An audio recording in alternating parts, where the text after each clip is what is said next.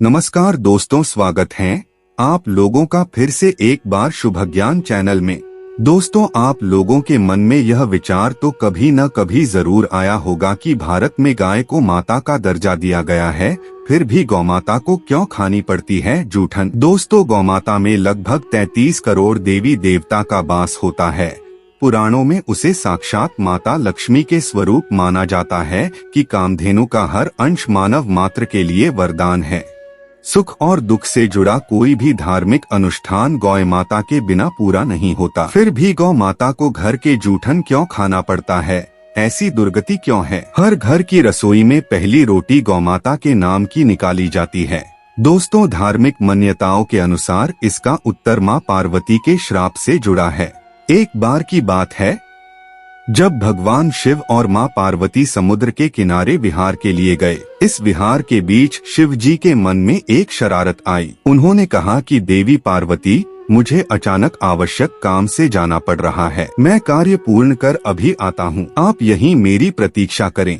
असल में शिव जी पार्वती को परेशान करना चाहते थे। शिव जी की बात मानकर देवी पार्वती अकेले ही तट पर बैठकर उनकी प्रतीक्षा करने लगी। इसी तरह शाम हो गई। उस दिन 30 की तिथि थी। जब रात तक शिव जी ना लौटे तो देवी पार्वती ने तट पर ही रेत के शिवलिंग बनाकर और आसपास उपलब्ध पूजा के सामानों से रात भर शिव जी का निर्जला निराहार व्रत संपूर्ण किया। शिव जी सूक्ष्म रूप में वहीं उपस्थित थे और पार्वती माता के हर कामों को देख रहे थे। सुबह होने पर पार्वती ने समुद्र में रेत के शिवलिंग और पूजन सामग्री का विसर्जन कर दिया। इसके थोड़ी ही देर बाद शिव जी प्रकट हो गए और बोलने लगे कि देवी पार्वती, आपने कल 30 की तिथि पर मेरी पूजा नहीं की। पार्वती जी ने कहा कि मैंने पूजा की है और अभी सामग्री विसर्जित की है। शिव जी अभी भी पार्वती के साथ और ठिठोली करना चाहते थे। उन्होंने कहा कि पार्वती, मुझे तो पूजा का कोई चिन्ह दिखाई नहीं देता। अगर आपने पूजा की है तो प्रमाण दीजिए। जगत की हर घटना का साक्षी।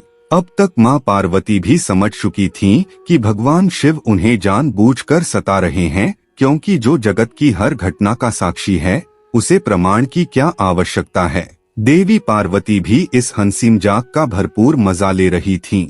शिव जी की बात सुनकर माता पार्वती ने आसपास देखा। उन्हें एक गाय खड़ी दिखाई दी।